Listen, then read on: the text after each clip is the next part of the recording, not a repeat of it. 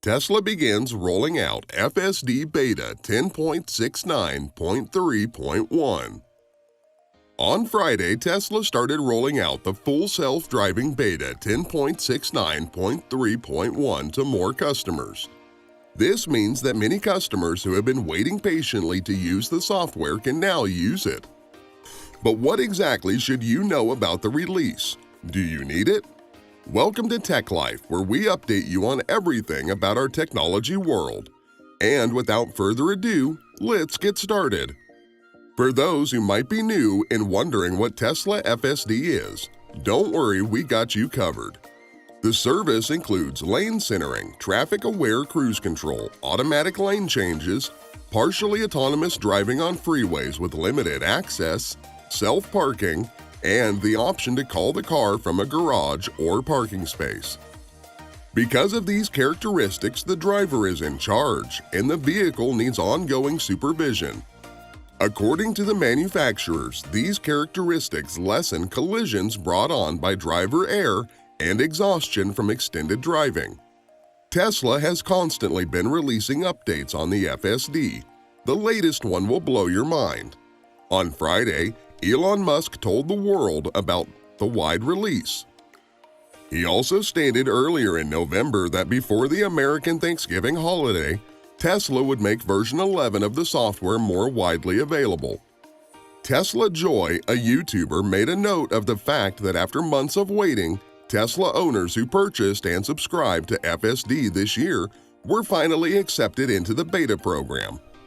When Elon said that FSD Beta 10.69.3.1 was going to be widely released, it looks like he meant that everyone who bought or subscribed to FSD this year but wasn't allowed into the beta program is now getting it.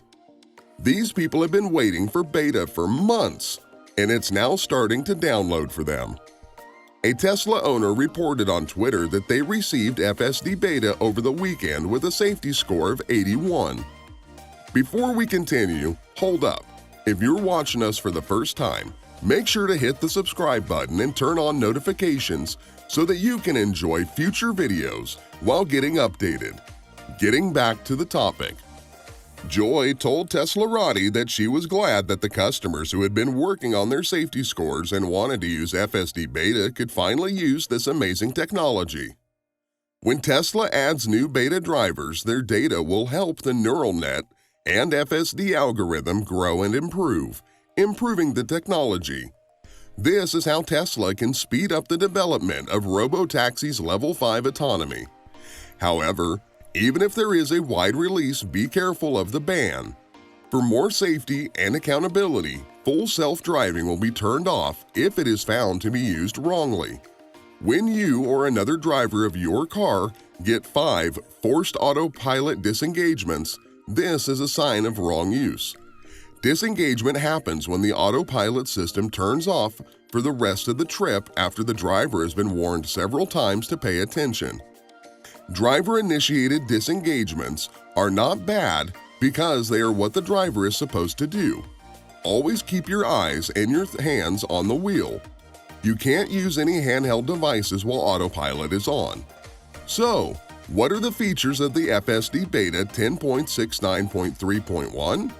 Let's go through some of the FSD Beta version 10.69.3.1 release notes. Some of them will stun you.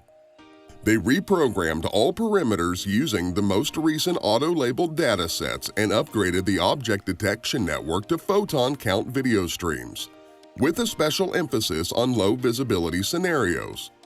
They also increased the recall of distant vehicles and reduced the velocity of air of crossing vehicles by 20%. They increased VRU precision by 20% through improvements to the architecture's accuracy and latency. There was also a change in the non-VRU attributes network to a two-stage network, which decreased latency, cut down on improper lane assignments for crossing vehicles by 45%, and cut down on inaccurate predictions where parking spaces would be by 15%. Moreover, the auto-aggressive vector lanes grammar was reformulated to increase the memory of forks by 51.1%, recall of lanes by 18.7%, and precision of lanes by 9.2%. It also includes a complete network update in which 3.8 times as much data was used to retrain every component. Interestingly, the Vector Lanes neural network now includes a new road markings module that reduces lane topological inaccuracy at crossings by 38.9%. They upgraded the occupancy network to align with the road surface rather than the ego for better hillcrest recall and detection stability. And by condensing an expensive trajectory optimization technique into a lightweight planar neural network, we reduced the runtime of candidate trajectory creation by about 80% and enhanced smoothness. By employing a better model for the kinematics of the pedestrian, spurious slowdowns for pedestrians near crosswalks were decreased. There is also added control for a generic occupancy network that detects objects with more exact geometry. Energy app. With the new Energy app, you can find out more about your car's energy usage. Now you can keep an eye on how much energy is consumed when moving and parked. Examine the energy consumption of various vehicle parts, driving techniques, and environmental factors. Compare the amount of energy utilized with the projected trip distance and the battery indicator. You can also receive tailored advice on how to use energy more efficiently. Alternate routes. When navigating to a place, you can see up to 3 ways to get there. Compare each route's total travel time and information about traffic quickly. Note that you can only see traffic information if you have a premium connectivity. Tesla will turn on the feature from afar, but not all cars will get it simultaneously. Before putting the feature out for everyone, it looks like Tesla is asking for feedback. Blind spot camera. With the upgrade, you can now drag the camera feed to change the position of your blind spot camera on your monitor. When your blinker is on, the camera feed will always appear in the same location. Tap Controls, Autopilot, Automatic Blind Spot Camera to turn it on. Auto Rear Climate Controls. Now, Auto can be selected for the rear climate controls. On the back screen, tap Auto. On the climate pop-up in the center of the display, tap Rear Auto. The fan speeds will change automatically to achieve the required temperature when auto mode is enabled. Regenerative braking. Regenerative braking must rank high on the list of upgrades for anyone who drives an electric vehicle, even if it's difficult to choose the best feature of Tesla or the one with the most altered driving behavior. Once habituated to the technology, the brake pedal is no longer necessary. However, in cold weather or when the battery is fully charged and regenerative braking is limited or unavailable, that bit of metal to the left of the accelerator is rapidly remembered. The issue appears to be resolved in Tesla's most recent model, which features a technology that lets the vehicle operate equally well with or without regenerative braking.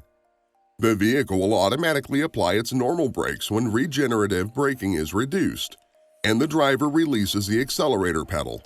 This ensures that the driving experience is constant regardless of how much regenerative braking is available.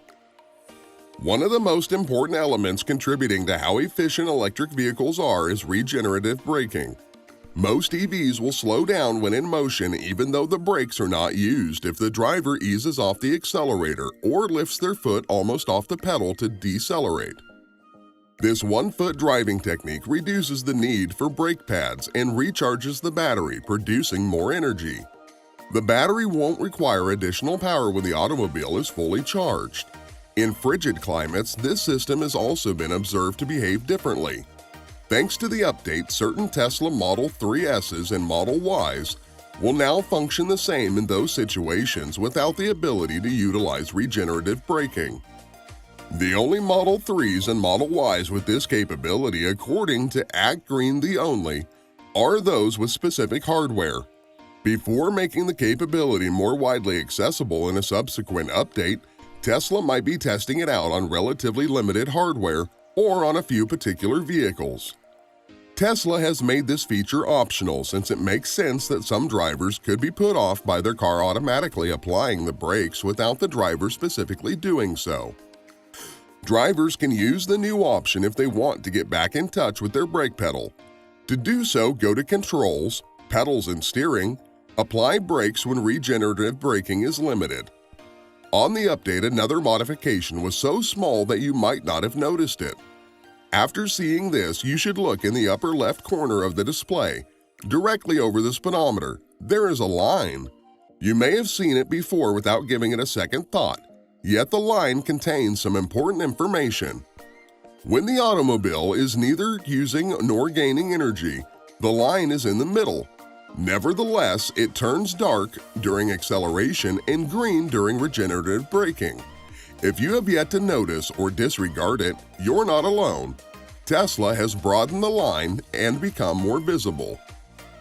And it's a wrap. What feature did you love the most? And do you think Tesla is doing their best to provide the best to their customers? Comment below. Also, please leave a like and subscribe. Don't forget to turn on the notification bell for more amazing videos. Goodbye.